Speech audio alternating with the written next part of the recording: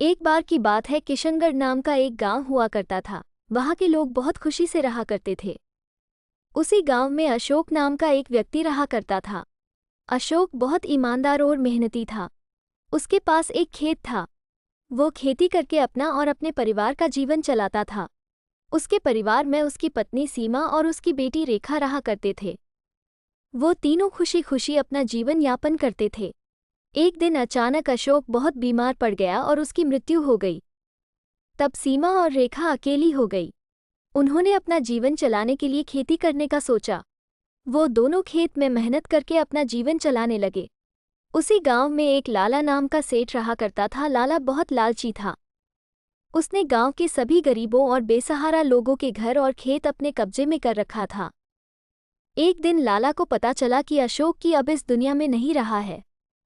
तो लाला ने अशोक के खेत और घर को अपने कब्जे में करने को सोचा और अपने लोगों को बुलाया और गुस्से से उन्हें अशोक के घर जाने को कहा।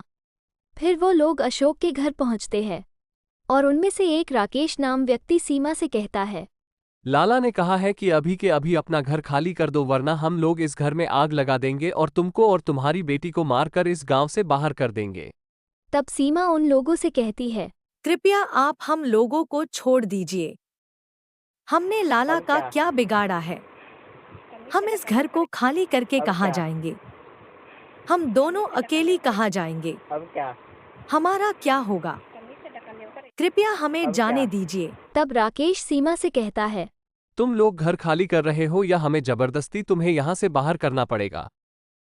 ये सुनकर सीमा वहां से चली जाती है और रात के समय सीमा अपने गांव में रहने वाली ज्योति नाम की एक महिला के पास मदद मांगने के लिए जाती है और कहने लगती है, ज्योति, हमारी मदद करो। अशोक की मृत्यु के बाद हमारा इस दुनिया में कोई नहीं है। अब तो लाला ने हमें हमारे घर से भी निकाल दिया है। हम अब बेघर हो गए हैं। हमारे रहने खाने का कोई ठिकाना नहीं है। तब ज्योति कहने लगती है, नहीं, मैं तुम्हारी मदद नहीं कर पाऊंगी।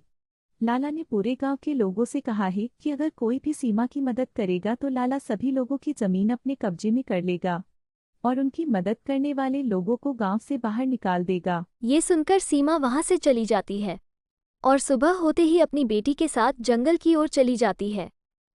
तभी उन्हें जंगल में एक घर दिखाई पड़ता है। तब सीमा अपनी बेटी रेखा से कहती है, इस जंगल में एक सुनसान घर खाली है, लगता है यहाँ कोई भी नहीं रहता है। हम दोनों कुछ देर यहाँ पर रुककर आराम कर लेते हैं।